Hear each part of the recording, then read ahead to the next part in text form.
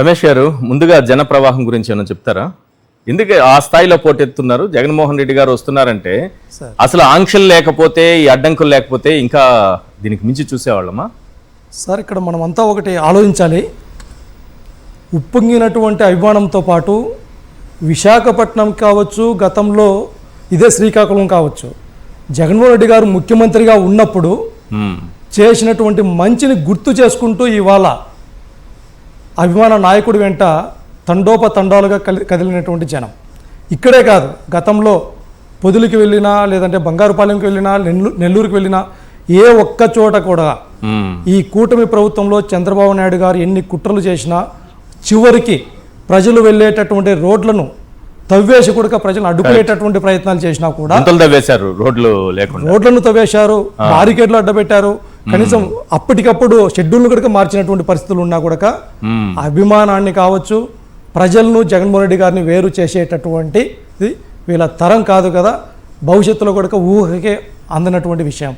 ఎందుకంటే ప్రజల సమస్యల పట్ల ఇప్పటికి కూడా కూటమి ప్రభుత్వంలో చంద్రబాబు నాయుడు గారు ముఖ్యమంత్రిగా ఉన్నా కూడా ప్రజలు ఏ సమస్య వచ్చినా కూడా అన్ని వర్గాల ప్రజలు జగన్మోహన్ రెడ్డి గారి తలుపు తడుతున్నారే కానీ చంద్రబాబు నాయుడు గారి దగ్గరికి ముఖ్యమంత్రి అనేటటువంటి విషయం మర్చిపోయారు.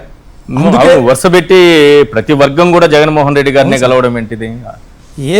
ముఖ్యమంత్రి గారిని కలవాలి, సమస్య పరిష్కారానికి ఆయన్ని అభ్యర్థించాలి.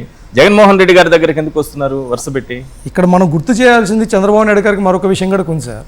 ఎందుకంటే చంద్రబాబు నాయుడు గారు రాజ్యాంగబద్ధమైనటువంటి ముఖ్యమంత్రి హోదాలో ఉన్నాడు అనేటటువంటి విషయం ఆయన మర్చిపోయాడు. కాబట్టి ఎవరు మర్చిపోయారు? చంద్రబాబు నాయుడు గారు మర్చిపోయారు. ఆయన ఎందుకు మర్చిపోతున్నారు? ఆయన మర్చిపోయాడు కాబట్టి ప్రజల సమస్యల పట్ల స్పందించకుండా కేవలం అధికారాన్ని అడ్డం పెట్టుకొని ఈ రాష్ట్రంలో ప్రతిపక్ష పార్టీ నాయకులను కావచ్చు, లేదంటే సామాన్యమైనటువంటి ప్రజానికానికి ఇబ్బందులు కలిగజేసేటటువంటి విషయంలో ఇచ్చినటువంటి హామీలను మర్చిపోయాడు. కేవలం కక్షపూరితమైనటువంటి వాతావరణంలో వైఎస్ఆర్ కాంగ్రెస్ పార్టీని ఇబ్బంది పెట్టేటటువంటి ప్రయత్నాలు చేస్తున్నాడు. కాబట్టి ఇవాళ అన్ని వర్గాలకి ఎన్ని సమస్యలు వచ్చినా కూడా వాళ్ళ బాధలను చెప్పుకోవటానికి ఒక భరోసా కోసం, ఒక ధైర్యం కోసం జగన్మోహన్ రెడ్డి గారి దగ్గరికి వస్తున్నారు. కాబట్టి ఇవాళ ఇక్కడ శ్రీకాకుళంలో కూడా తండోపతండాలుగా ఒక జన సునామీని మనం చూస్తున్నాం.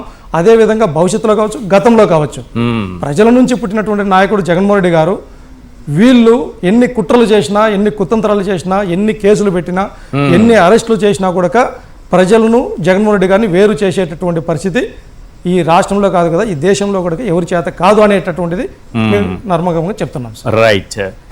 అయితే ఈ కేసులో సీదిరి అప్పలరాజు కుమారుడు చేసినటువంటి యాక్సిడెంట్కి సంబంధించి, రోడ్డు ప్రమాదానికి సంబంధించి కేసులో దాన్ని హత్య కేసుగా చంద్రబాబు నాయుడు గారి ప్రభుత్వం మార్చేయడం ఒకటైతే, రెండోది ఈ ప్రమాదం జరిగిన తర్వాత ఒక కుటుంబంలో ఒక వ్యక్తి చనిపోయిన తర్వాత దాన్ని కులాల మధ్య చిచ్చు పెట్టడానికి ఏ రకంగా ప్రయత్నించారని చెప్పడానికి ఉదాహరణ ఏంటంటే, పార్థసారథి మంత్రి గారిని ఆ ఇంటికి పంపించారు చంద్రబాబు నాయుడు గారు. ర్యాలీలు తీపించారు. యాదవ్ కులానికి అన్యాయం జరిగిపోతుంది. ఇదే యాదవ్ కులానికి ఎన్ని రకాలుగా అన్యాయం చేశారో మనకు తెలుసు. అంటే రెండు కులాల మధ్య, బీసీల మధ్య చిచ్చు పెట్టేటటువంటి కుట్ర. ఇటు చూస్తే మత్స్యకారుడు, ఆయనేమో మత్స్యకారులు తాట తీస్తానంటారు.